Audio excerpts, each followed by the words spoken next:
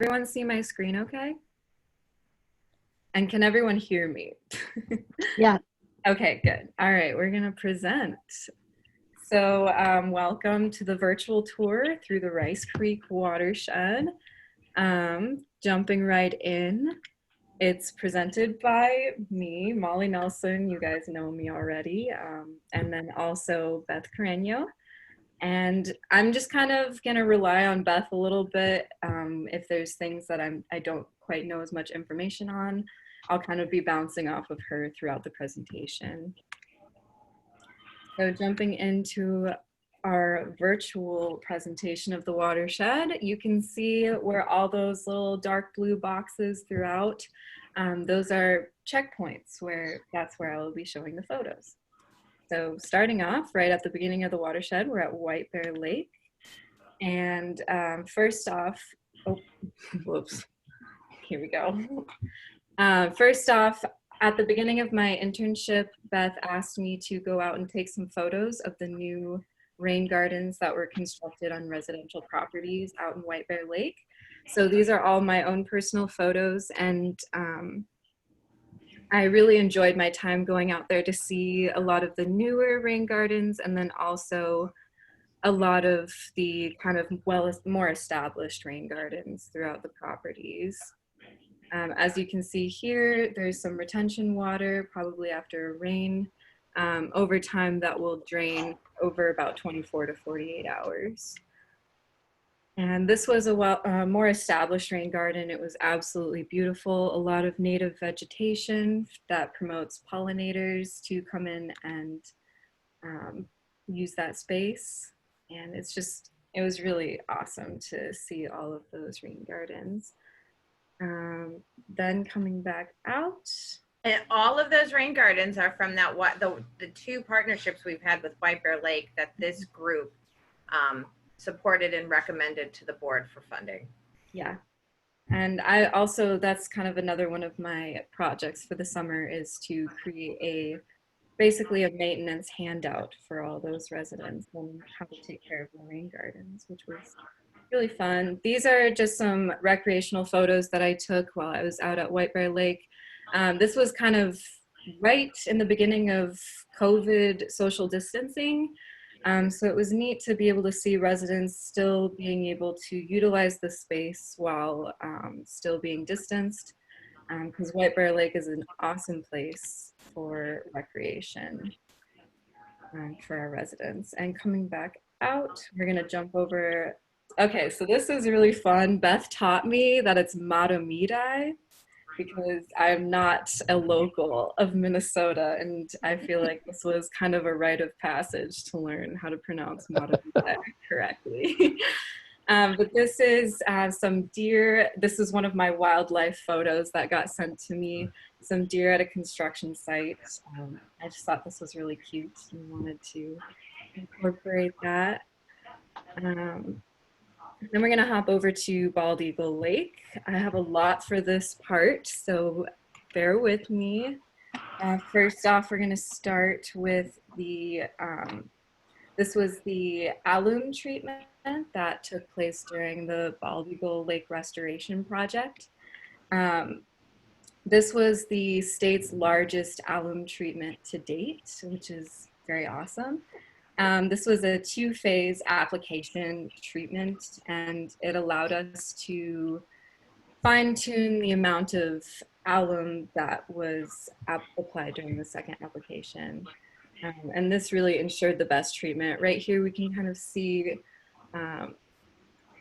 that process taking place in the water.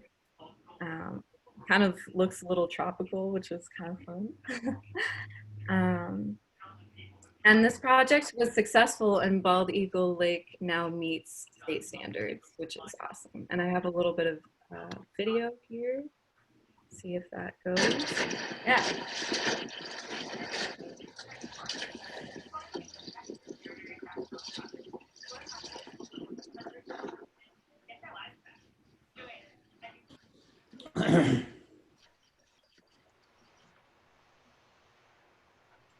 So there's a video for you, and then we're gonna see if we can hop out of this.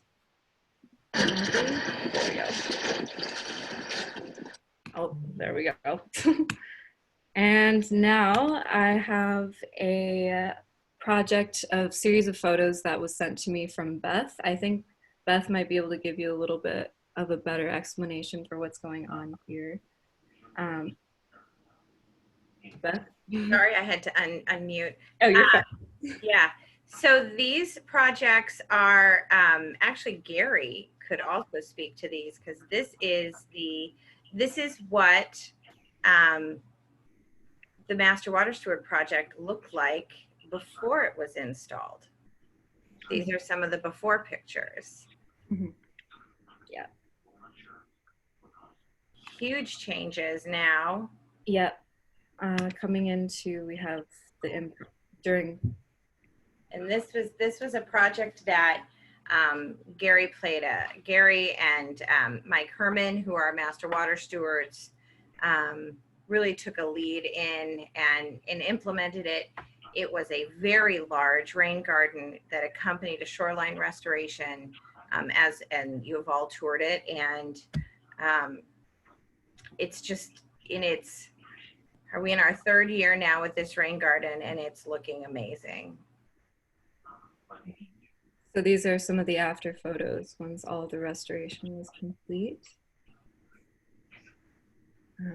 Here you can see some blooms on some of the plants that were put in place, which is a great sign that everything was well established.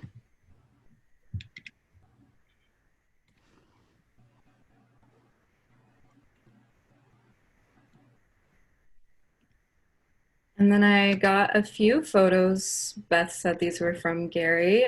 These are current date photos of what we can see now. So a lot of growth, which is really exciting. You can see that there's a lot of that natural vegetation that's really flourishing. And also a really nice area for residents to come spend some time, which is great. And the Master Water Stewards all come together and have gone out there on a couple of occasions to assist with the maintenance in that garden. So that's been really wonderful to have them come together. And the permanent signage will be going in. The frames are already in. The signs have been ordered and should be delivered shortly. All right, hopping over to Grant, I got this really nice photo of a stormwater pond. This was all that was sent in for me for Grant, so we're just gonna really bask in the glow of this wonderful stormwater pond out there in Grant. Notice that one had a really good buffer. We're happy when we see those. Yes.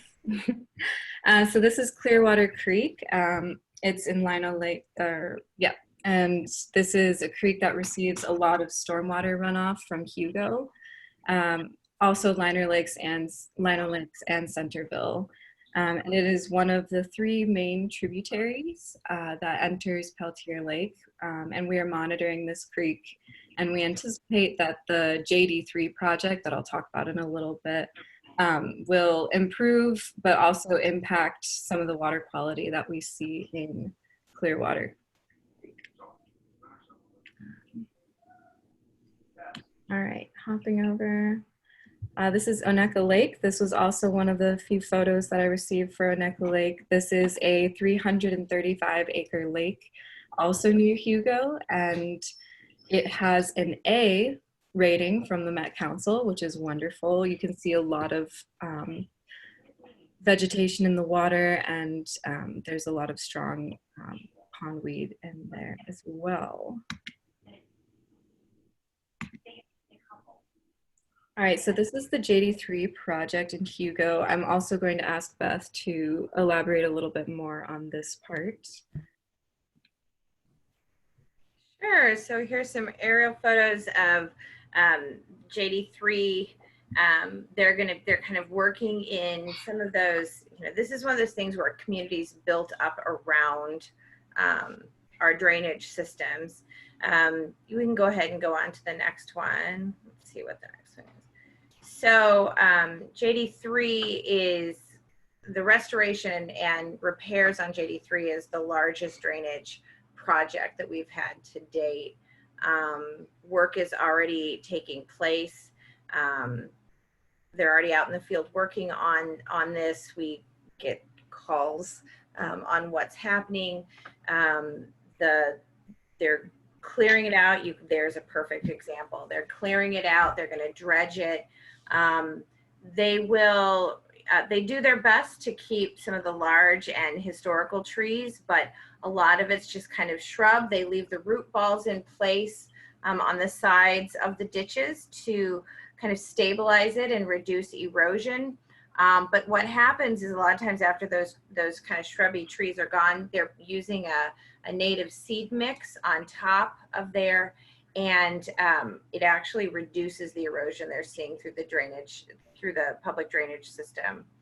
So there's a lot of outreach that has to go along with these, because many of the homeowners that have been there think it's like a little creek or a natural little stream through their property. And so the district goes through a lot of public information meetings, letters, presentations to really get homeowners and residents on board with what needs to be done to really reduce flooding risks in the area. So probably more than you all wanted to know about the JD3 project, but it's a big project and we're excited about it. All right, now we're headed over to Forest Lake. This first photo was sent to me by Terrence from the office, and I was super I got a little chuckle out of the title because it rhymes so well. It's a commercial filtration basin installation. And I said that over and over a bunch after I added this photo in, because I thought that was really fun. But this is a great photo of showing that project. Next, we have another example of a stormwater pond in Forest Lake. Just kind of to give a little overview, maybe for those who don't really know about stormwater ponds, or just a little refresher for those who do. A stormwater pond is one of the tools that we use to slow down stormwater during rain events. When sediment enters these ponds in the form of stormwater, the pond slows the water down, it holds it, and it allows sediment to drop down to the bottom, and then water can then be released from the system. So one of the current problems many of our communities are facing is the public perception that stormwater ponds are recreational bodies of water. So Beth is working with a number of communities on stormwater pond outreach to make awareness of this. This is a perimeter control BMP on a private project. This was also sent in by Terrence. That's all the description that I had for this photo. Beth, if you have anything else. I do. What's exciting about this is that the project owner has done a double perimeter, which is a really smart move, but not always required. And so it just gives us a second layer of protection for the resource on the sites. The other thing you might notice is when I was talking with Terrence, and I've learned so much from him in the past, recognizing that this one's actually almost ready for maintenance. So when we start to see some of that sand and silt and sediment kind of coming up next to the fence, once you're getting up to about halfway, it's really time to clean it out so that you don't have an accident or a discharge. So, but this is a nice site with a double perimeter. Mm-hmm. All right, on our final photo for Forest Lake, this is a sediment control BMP public project. Same situation Terrence sent in this other photo.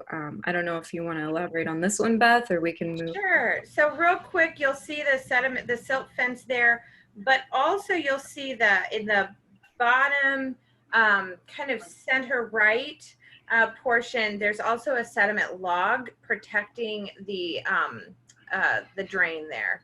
So really making sure that they've got multiple kind of defenses as they're going through a construction project to protect the resource.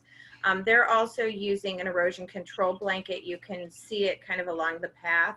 And that's something that we put down on bare soil while we're encouraging grass or other ground cover to grow. One quick comment, those stakes on those biologs that you see there, like north of the silt fence, those you rarely see on project sites, so it's really nice to see those stakes in place. That's, this contractor must have, you know, gone above and beyond on this project. They really know what they're doing and are following the rules. So this is a good photo. Thank you. All right, I think we can move forward over to Clear Lake. That's our next stop, right up there at the top. So the images I have for Clear Lake, this is part of a carp removal project that took place last year. A little description about what you see in these photos. There were box nets that were baited with corn, which, a little fun fact, carp are the only fish in our watershed that eat corn. So that made it really easy to make sure that no other species were accidentally caught in the process. The project results were actually really positive, and the team learned a great deal about the population size and age of carp in Clear Lake, and they were able to remove a significant portion of the population. So very good example of an AIS management project. Mind if I ask a quick question? Yeah, of course. What is, can you give me a numerical estimate for the word significant? Yeah. Doug Graham, Seth, I knew someone was going to ask that, and I meant to double check my numbers. Do you remember what percentage they got out? Well, they estimate that we got 20% out. So it was somewhat disappointing because a couple of times the nets collapsed at one point, and so we let them get away. But 20% was pretty good. We ended up, the original estimates that they made were significantly higher, the number of carp in the lake. But after the project, they found that we had about half the number of carp that they had previously estimated when they were electrofishing for carp. So 20%, that was pretty good. And they were all large carp. We don't have any small carp. The lake does not reproduce carp. We have way too many bluegills and sunfish for the carp to survive. So, and we have no entrance to the lake that the carp can get in from. That's it. Mary Jo, I wanted to just put a remark in that I remember from Peter Sorensen's first presentation at Wargo when we were doing the Valentine's Day presentation on carp management. And he said, remember, we'll never wipe out carp. Our goal is to control, to manage to control the numbers to something that we can live with and that the lake can live with. So I think when you get 20%, I think that's a great accomplishment. I think we should appreciate what we're doing here. And I think, as Doug said, I know that Matt Koshin was really excited that there were fewer carp than they had anticipated, which means the job will be a little easier going forward. Mm-hmm. All right, great. Thank you so much for the discussion. That was wonderful. I really appreciate that. All right, we're gonna jump down into Columbus. And first off, we have a private infiltration basin. This photo was provided to me from RCWD. Basically, here we see, Beth, can you elaborate a little bit more? You sent me this photo. Sure. This is actually, it's not an infiltration basin. I'm sorry. This is just another one. We wanted to showcase not just examples of the projects that we did, but how our regulatory and permitting program also works with business owners, developers, and residents to really kind of work in tandem to also protect the resources. So preventative in tandem with restoration projects. So this is just another example of work that we're doing when we've got active construction going on. And you can see that fence there, again, kind of protecting the resource. All right, and this is a rock and mulch construction entrance, the BMP's commercial project. Moving along, we have. I'm going to interrupt real quick. Don't go back, but those rock and mulch entrances are really important and often overlooked because it as the tires go over those, then when they're going on the street, they're not taking a lot of debris and soil with them. Mm-hmm. All right, and same, we have a slope stabilization with sediment control, kind of the same example here that we saw earlier. And this was, Beth, this was with MNDOT, right? This is our work with Minnesota Department of Transportation. Mm-hmm. They're doing some road work there.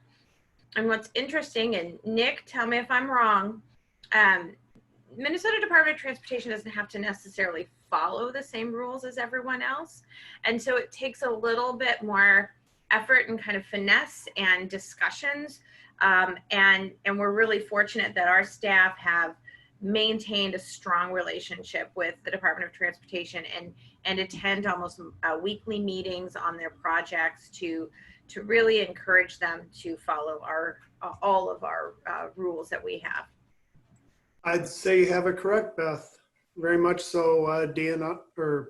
MnDOT is very much a leader when it comes to their construction projects and hiring good teams of folks to get it done properly. And our last series of photos for Columbus, we have a spring burn that took place on Browns Preserve. This was in late winter and early spring of 2020. I just have a series of 3 photos here for you to see this project that took place. And burning is a significant tool that we have for maintaining the health of a wetland. Browns Preserve is really critical to Rice Creek because it's also a wetland bank. Mm-hmm. So there was a lot of work that went into it, including kind of diverting and rerouting public drainage ditch in the area, and then restoring the wetland. And then we're able to use it as a wetland bank for other projects. Browns Preserve is also a critical tool for Rice Creek because prior to Rice Creek played a large role in getting legislation introduced that allowed wetland banks to be used at a watershed level. Prior to that rule change at the state level, you could only use a wetland bank within the county that it existed. And that runs counter to how we manage at the watershed level. So this is a really exciting project, and we'll owe you some in bloom photos at some point. But they've been trying to get it burned for a couple of years, and this year the conditions were perfect. Yes, with man coming onto the landscape, and we have I guess a natural interest in fire suppression to protect, our crops or buildings and those types of things. And with the loss of that, a lightning strike that historically might have started a fire, the suppression of fire allowed vegetation, woody vegetation, and other more colonizing plants to come in and overshadow some of the great diversity that exists. So what you're seeing is when we have those dry periods after plants have died back, we burn off that thatch. It sets back the woody vegetation. It allows some of that overshadowing and shading of some of the great diversity and a lot of the smaller plants that exist in the seed bank underneath are allowed the opportunity to then grow.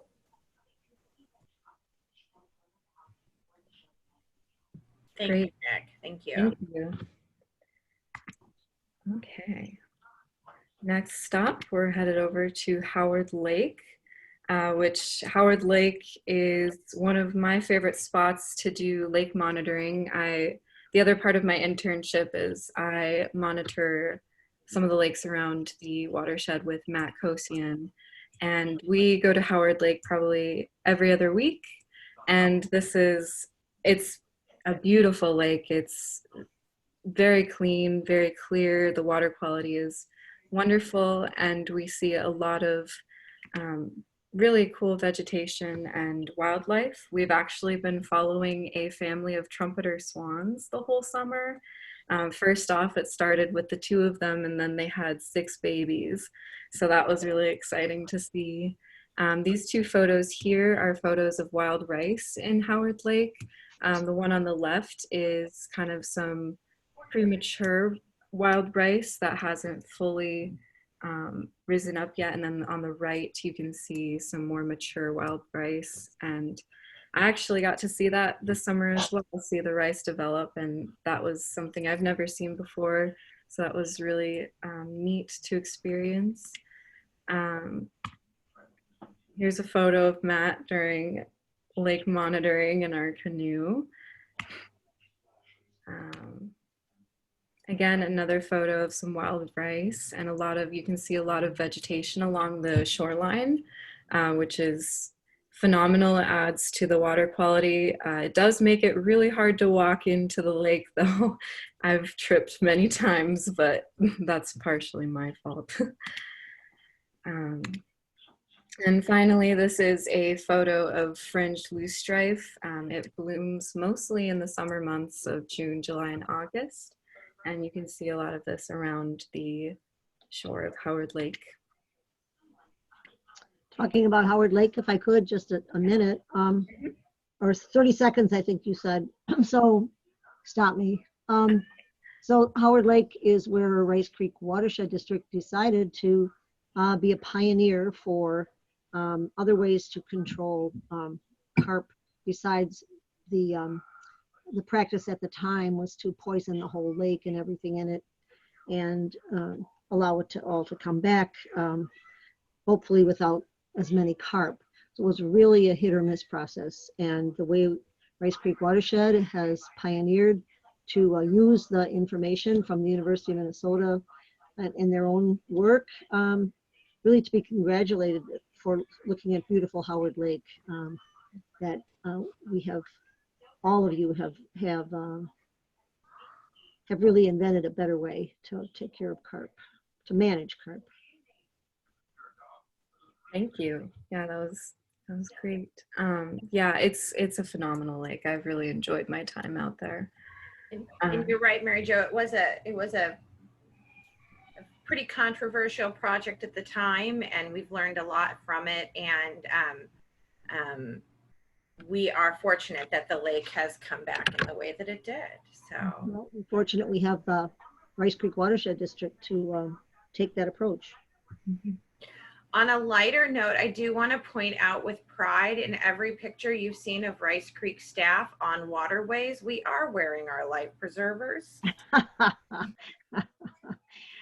All right, what's next? All right, we are gonna head into Upper Rice Creek with some aerial photos to show some of the natural meandering and also just a lot of the vegetation around the creek. I just have. Did you tell me that this is Matt Koshin's favorite series of photos? Yes, he loves the aerial photos, which rightly so. I mean, it's really neat to see kind of the natural flow of the lake from a different perspective. So I had a couple of these photos, and then also Beth, you sent me a really nice skyline photo of Upper Rice Creek.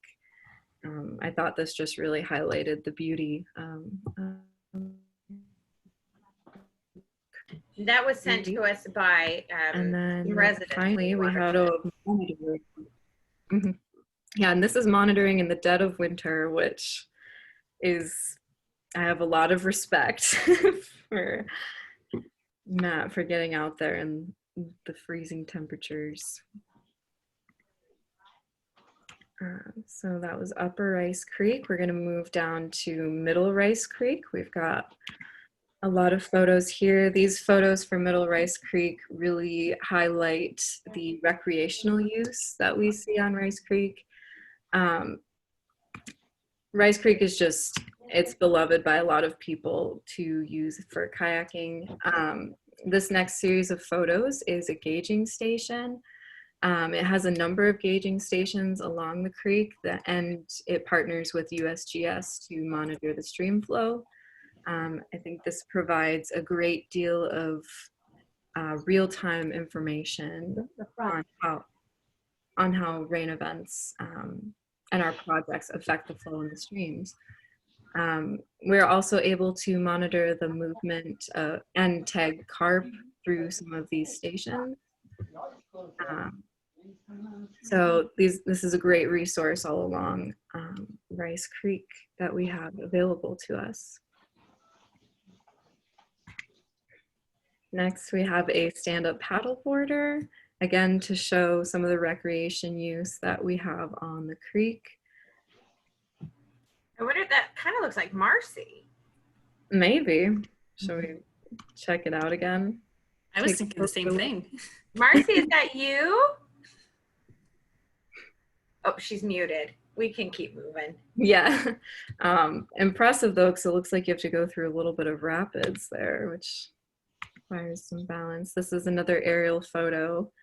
Again, it shows the natural meandering, which is Actually, that's the re-meandering. Oh, Gone back to the natural. Yeah, so you can see there on the right side, that was the straightened channel, and the meandering of the stream that's there now, that is after the Middle Rice Creek Restoration Project, where we put our meanders back in to slow water down. Mm-hmm. Yeah, Beth, this is Marcy. That was not me. And is this meander through the former armament site? What do we have? Where is this meander? Yeah, so I don't, the meandering did go through the, formerly, it's always TCAP in my head. I believe this is on the TCAP property, yes. Yeah, it looks like it. Am I having a It's a hard great time? bike trail. Nick, are you having a hard time hearing? No, I just can't see 35W, which is fine, but that's usually how you get perspective of the photo, and I don't see it in the picture, so maybe we're looking to the west there into the more the natural area. I'm trying to place that water tower. So it's a ways off. Yeah. Well, maybe the next one will give us a clue. Yeah, I was sent a lot of photos from Matt that just kind of, they were just photos. I think this is probably Yes. over here. I don't know if you can see my mouse, but over on the left-hand side. Yeah, yes. Mm-hmm. And I think that's one of the buildings right there, Marcy, isn't it? To the right? Mm-hmm. Yes, it is. Mm-hmm.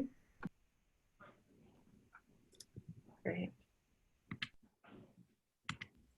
A very popular spot. A very popular spot. Mm-hmm. This was another photo that was submitted for Middle Rice Creek. Beth, you and I were talking about this earlier today. Yeah, so this is another crossing, a train crossing for Middle Rice Creek, and you can see that they, have some riprap, but not a lot of vegetation. And this is just one of the things that, because it is a highly recreated creek, but there's a lot of, public and private properties along. It's just, an area where we are kind of always watching, always working with adjacent property owners. You'll see beyond it that there are some cattails and some natural areas there. So. And our last photo, we have a nice fishing photo to kind of wrap up the recreation side of this presentation for Middle Rice Creek. A really nicely vegetated stream bank. Mm-hmm. And then we make our way down to Lower Rice Creek. And maybe while I'm showing the photos, Beth, you could talk about the Lower Rice Creek Restoration Project. Absolutely, I'd be happy to do that. I just have a lot of kayaking and more. So we're actually working on the communications for the public right now. They should be starting, I think construction on the project is going to begin next week. In that area between kind of Long Lake and Lock Lake and Fridley, the Lower Rice Creek has very steep sides. It receives a large amount of urban runoff. And so we've got a lot of concerns with, with erosion on those stream banks. So we're going to be working in the Rice Creek, primarily the Lower Rice Creek Trail West. We're working with Fridley and the Anoka County Parks Department with funding from the Clean Water Grant. And they're going to go in and do some stream stabilization. We found out this week that the majority of the work they're going to be doing is actually from the stream side. And so in that Lock Park, we're not going to see a lot of trail closings. It's going to be a really unique way to implement the project. They're not going to be doing it from the shoreline. Like I said, they're really going to be in the water, on the water's edge. So now the areas where we're primarily doing the restoration for Lower Rice Creek right now are mostly through Anoka County Parks land, although there are some private properties in there as well. Thank you. Mm-hmm. All right, that was wrapping up with Rice Creek. Now we're headed over to Rondo Lake. Am I pronouncing that right, Beth? Rondo, yes, but you did pronounce Onika Lake incorrectly, but I wasn't going to say anything. Okay. You can call me out. I'm still learning. This is a great photo of a huge American lotus. It's absolutely ginormous. That's not a word, but I'm going to use it to describe this American lotus. Next photo, we can just see all the American lotus just like covering the entire lake, and a lot of them are in bloom, which is really beautiful. Our last photo really shows the amount of wild rice that can grow on this lake, which is very impressive. So, yeah. Moving forward, we're over in Lino Lakes now. Here we have a private stormwater pond with a wetland buffer. Just another good example of a fully functioning stormwater pond that's in a residential area. Very nice photo there. Does Rice Creek have anything to do with, stormwater ponds are extremely effective and cost effective, but they have to be dredged at some point in their lives usually. I never really asked, does Rice Creek Watershed get involved, or is it the city's responsibility, or it is Mary Jo, this is Beth. Yes. The maintenance of the stormwater ponds are the responsibility of the permit holder or the owner of the pond. So in some cases it's an HOA, in some cases it's the city, in some cases it's a private business or organization.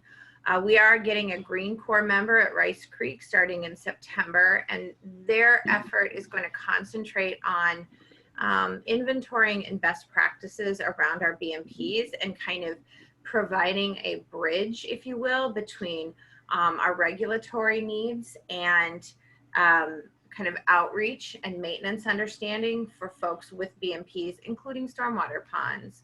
And that there's a number of things that people can do to extend the lives of their stormwater ponds.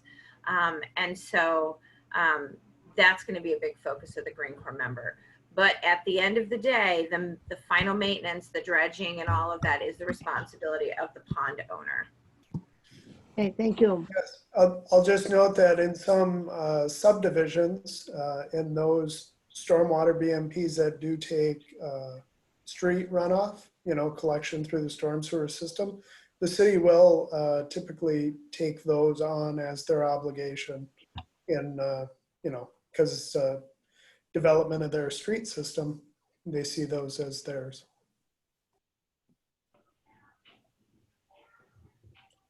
All right, thank you. These next series of photos are mostly going to be project photos. Again, Beth, I invite you to elaborate more if you want, or we can move through these. This is new grading for Nadu Acres. I hope I pronounced that right as well. Grading for who? Excuse me. At Nadu. Nade. Yes. Perfect. Yep, you got it. Thank you. Yeah, that's photo for new grading. This was explained to me as a poor construction entrance with the BMPs in residential area. Yes. And remember the early run we saw with the gravel and the wood chips? This is what we're trying to avoid. Yes. So you can't sugarcoat everything. Sometimes there's some ups, sometimes there's downs. But we really work to make sure that everything is. This is some new road culverts on the ACD 25 main trunk public project. And finally, we have a perimeter control again. Beth, this is a double barrier, right? It is, which is really nice to see. The other thing, Lino is experiencing quite a bit of development and have plans for more development. And so Rice Creek has been working closely with them on trying to do some regional stormwater planning and what that might look like over time. And then also working closely with them through our regulatory program. All right, and to follow up a lot of the project photos, we have Martian Lake with just a few very pretty photos to show again that our lakes, our urban lakes are still very beautiful. Here's another photo that was sent in.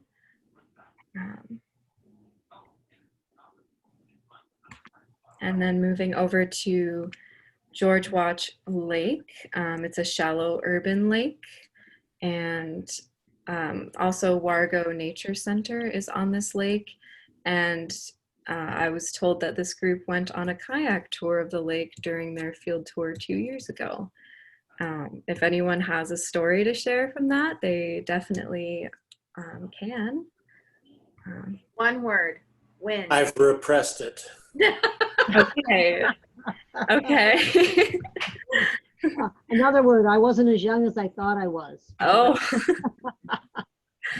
So a different tone than what I was expecting. I had a blast. It was very enjoyable till the wind came up.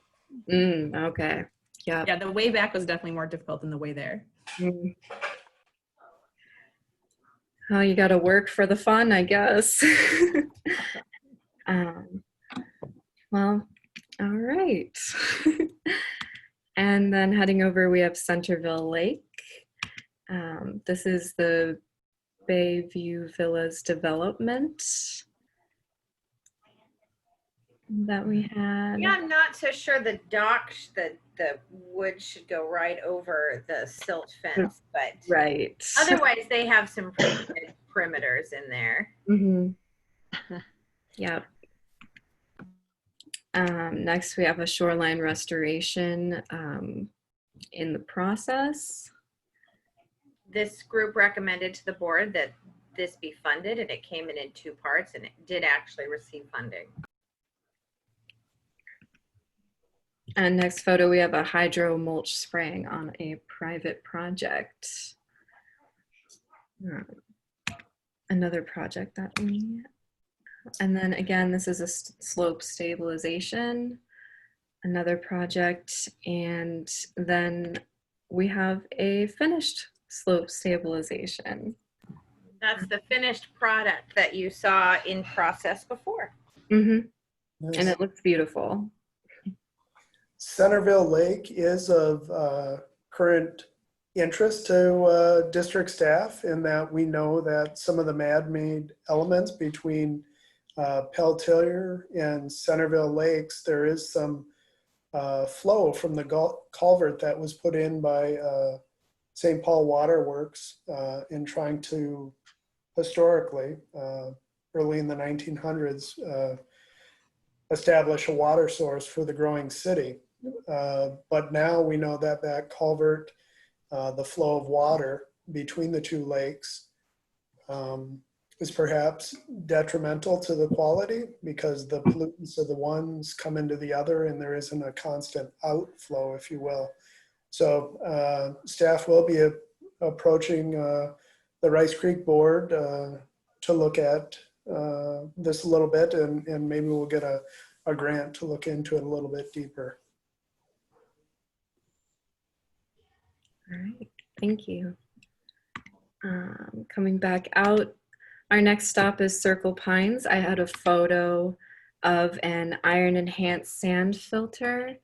It serves to protect the water quality over in Golden Lake.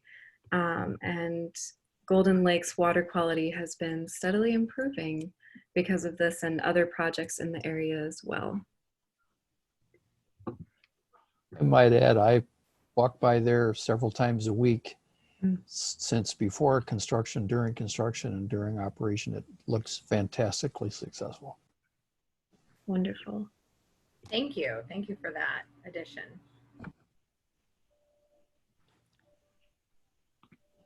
Next, we have a really nice, another aerial photo of Baldwin Lake. This was also sent in by Matt Kosian. He loves aerial photos. Mostly got aerial photos from him. So this is a great, great photo of Baldwin Lake.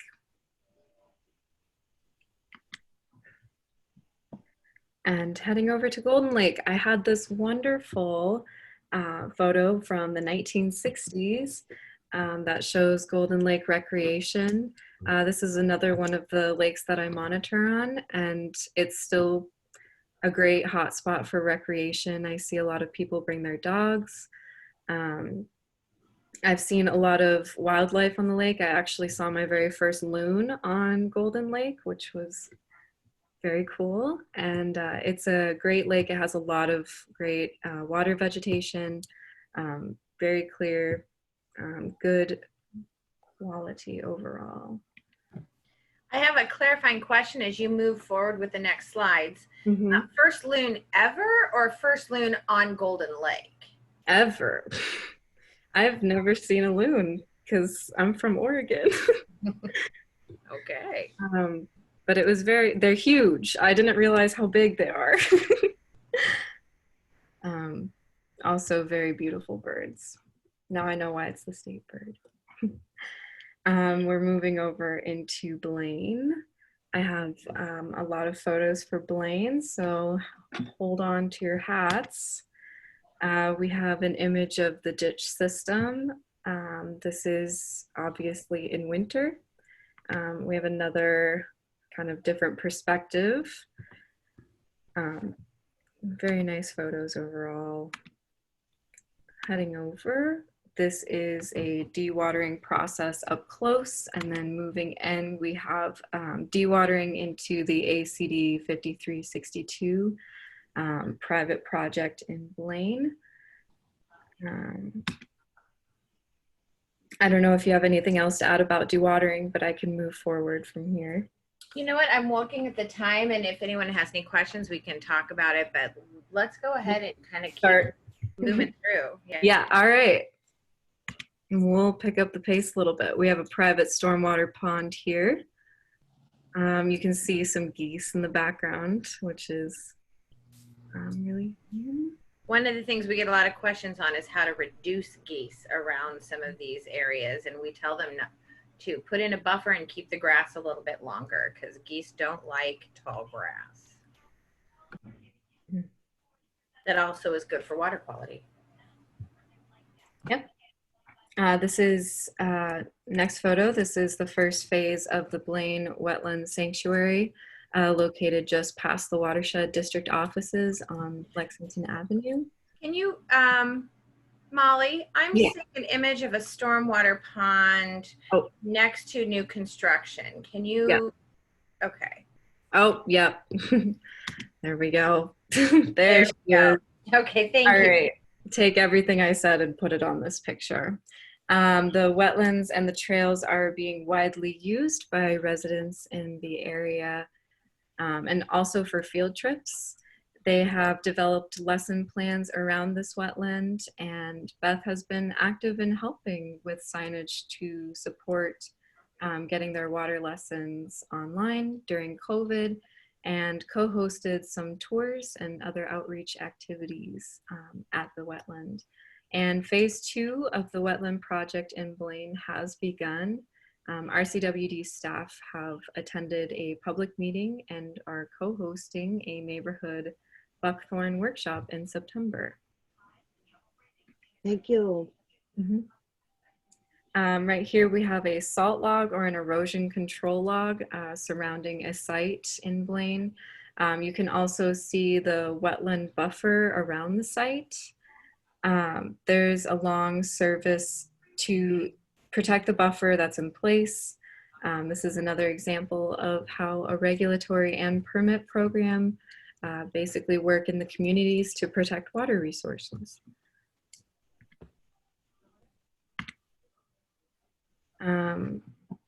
All right, so Terrence took this photo, he sent it in, and it was a request to be taken by the men in this photo. He was doing a site inspection and found sediment discharge and the guys basically said, we can take care of it right now, and to remove the sediment while everyone was still on the site together. And they wanted this photo taken. And this is just a fun reminder of why we work so hard to develop strong relationships with our communities and permittees. Basically, it's not an us versus them kind of thing, but more of a we collaborative process.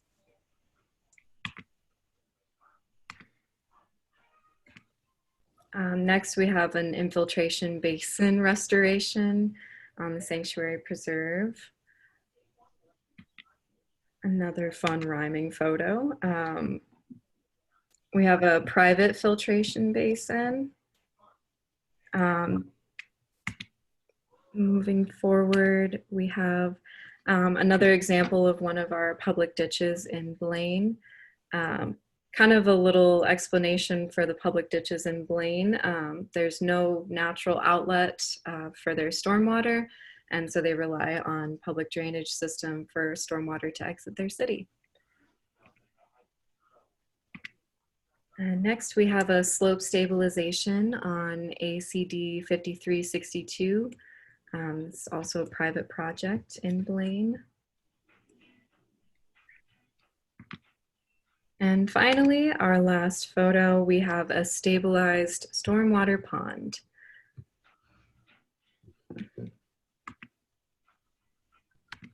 I'm going to interrupt real quick because that was a stormwater pond kind of in winter, and part of the project that we're working on with doing stormwater outreach with several of our partners, the Coast Guard and the DNR are also actually getting involved because of people using the stormwater ponds as one would a lake or a traditional pond. And so winter ice safety as well as drowning concerns are on the increase. So that's part of what we're talking about with some of these partnerships. Thank you, Beth. We have about 7 more stops in the tour. So just to give a little timeline, Shoreview. This is Bobby Thiessen Park, and these photos were sent in by David Anderson.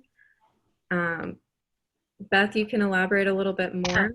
Dave went over, that's one of our master water steward sites kind of early on in the process, or it's young, it's older now, and we've actually gone out and had volunteers help with some maintenance. It's Marcia Souchere's Master Water Steward project. And I thank Dave for going out. He went out a couple years ago and really helped us get some good photos across the watershed district. So another great project. They actually gave us part of their parking lot to capture runoff and protect the lake. And we all know that that water will drain in 24 to 48 hours because it's a rain garden. Mhm. All right, heading over to Roseville. We have a private stormwater pond here. This manages stormwater in the built out areas, and you know, it has some unique challenges, but sometimes stormwater ponds are the best tool to use, and sometimes we might need to use other methods. But this stormwater pond is taking in a lot of urban runoff, and as you can see, it's very well maintained. You can see the buffer completely around the pond, and it is not mowed all the way to the edge. That's important. And this is great for extending the life and effectiveness of the stormwater pond. And then Beth, I am going to hand this off to you. These are some. Absolutely. So, you know, these are Roseville, and as Molly said, Roseville is very built out. They're not doing a lot of new construction as much. They're doing a lot of reconstruction and rebuilding. It's a very urbanized area. And so, you know, when we can, stormwater ponds are great tools, but sometimes this is over at Rosedale. They were doing some reconstruction, and they had to kind of come up with some kind of modern and interesting ways to meet our permitting requirements to manage their stormwater. So this is going to be an underground system that they're installing, and it's just a massive, massive pipe. It shows the scale that some of these urban systems have to work at. Thank you. All right, moving on from Roseville, we're going to head over to Hanson Park. We have a project that went on at Hanson Park. It's an iron enhanced sand filter during the filter bed maintenance. So we have a video. Yep. We have a wonderful video taken last year.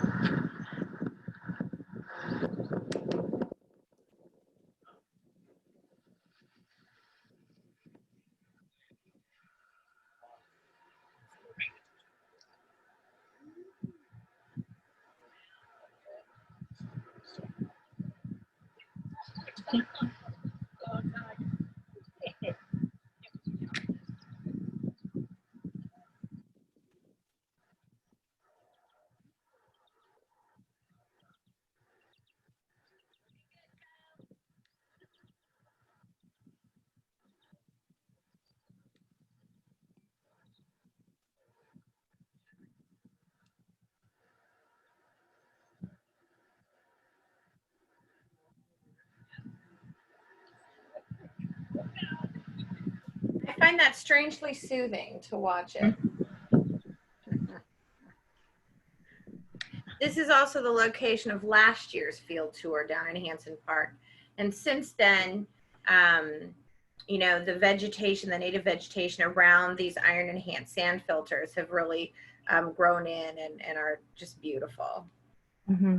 Yeah, there's definitely been more work done on the native plants. And here we have some of the folks out that were helping with maintenance. So that's Ashley on the left, and then Kyle, it was the project manager. You guys will recognize Marcus holding the big rake. He was an intern a couple years ago and is now on staff. And then that's Terrence taking the selfie of all of them. And again, these projects require maintenance. With the Hanson project, we're able to have staff kind of, you know, Kyle gives out a call, and maybe a couple times a year staff will go out and do some light maintenance on the project and try something new. So it's a good project. And have some other wild, lots of wild bergamot, and we can see half of the filter bed has been weeded, and the other half hasn't been done. So a good example of what goes on during the maintenance. And They did finish it, just not for that photo. yes, that was just an in the process photo. And then finally, just a really nice bridge photo with some good riprap in the park. And that's it for Hanson Park. Moving over to Westmore Lake. Again, this is another photo that I do monitoring on. There's some wonderful vegetation in the water. Absolutely beautiful. It made for some really interesting photos to look at. These photos were taken from our canoe.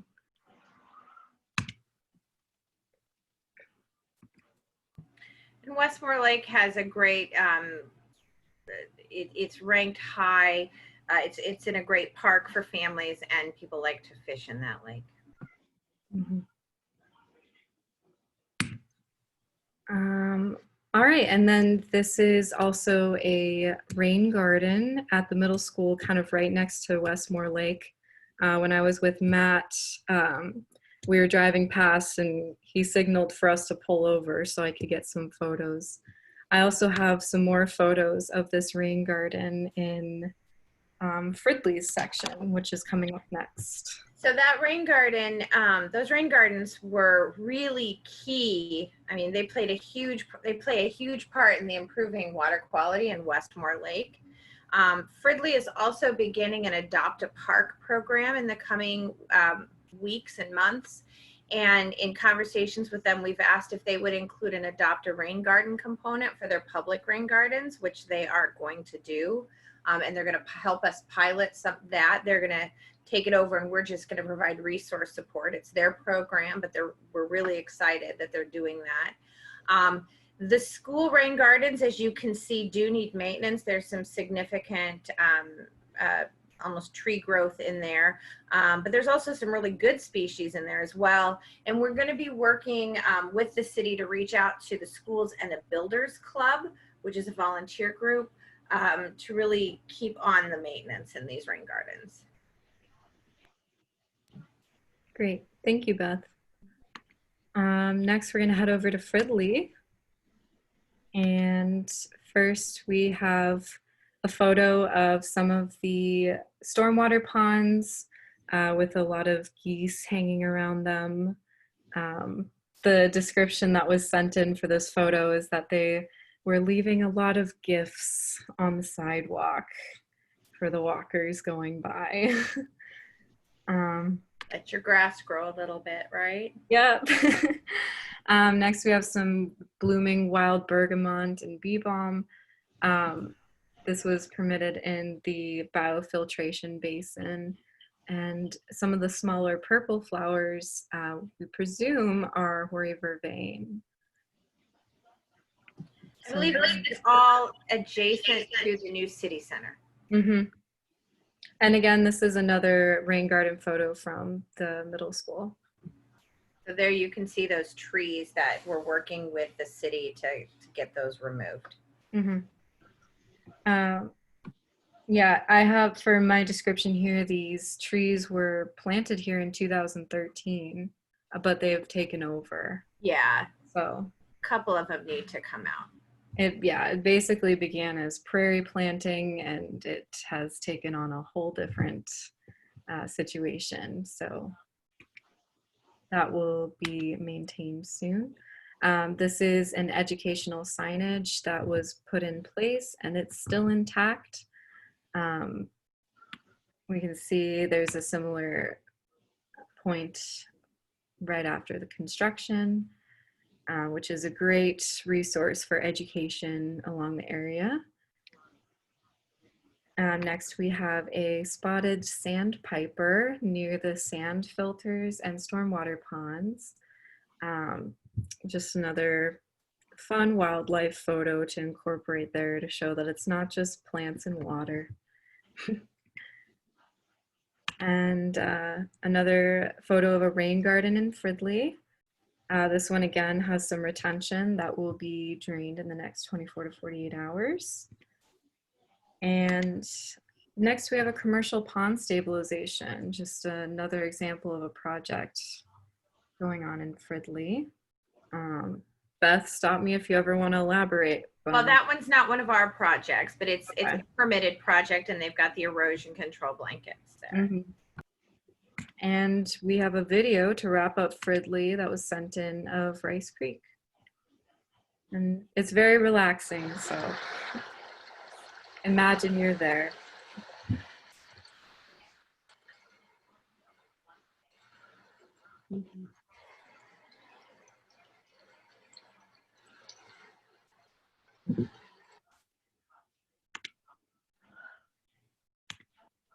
And that wraps it up for Fridley. We just have 2 more stops heading over to Spring Lake. We have some great photos that were taken from another monitoring process. This just shows some of the things that we run into when we're out in the canoe. This final photo is one of my favorites. It's a very cute photo. That's Kara. She was the intern last year doing water quality monitoring with Matt Koshin. Mm-hmm.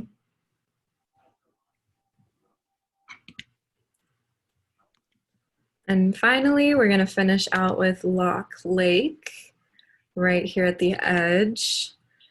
First off, just a photo of just part of the lake there on the shoreline. In the middle here, this middle photo, this is a train derailment that all of you are probably pretty aware of that occurred in the area. The bridge is owned by Minnesota Commercial Railway, and Rice Creek Watershed District offered some cost share to prevent erosion around the newly constructed bridge. RCWD did have some concerns about sedimentation and contamination resulting from the derailment. And we worked with the railway and other partners to monitor multiple factors after the spill. And once the channel was restored and preventative measures were put in place, RCWD was very satisfied with the cleanup. And it basically was restored back to normal. I'm pretty sure, Beth, like now we're It was there was very little sediment. This is all corn, and very little was remaining after the initial cleanup. Mm-hmm. Where's the carp when you need them, right, guys? I know, they can just eat it all. And this final photo is just to kind of tie everything together, just a really nice photo to wrap up Lock Lake and also to wrap up our entire tour. So we made it through, everybody. I have just kind of a finishing slide here. Again, a very special thank you to everyone who sent in photos and everyone who helped me along the way to put this together. It was a really fun project to work on, and it was really great to collaborate with a lot of people. And also thank you to everyone tonight for participating. Thank you to all those who spoke up and shared stories, shared insight. That was really, really helpful and really nice. And again, thank you, and until next time. Wonderful. Thank you so much, Molly. Kind of a fun way to tour the whole watershed. Does anyone have any questions? All right. I think that Molly did a great job of balancing, hold on, there we go. Balancing a combination of the work that we do, permitting, projects, outreach, and the reasons that we do it for, the resources and the people. So thank you for striking that balance. Great job, Bridget, Molly. yeah. Bye to everyone. Bridget, I'll hand it back to you for the final announcements and updates and hopefully adjournment. All right, sounds good. I don't know, do you want to record this part, Beth? You're still recording? I will So stop the recording. Thank you so much. I appreciate that. All right.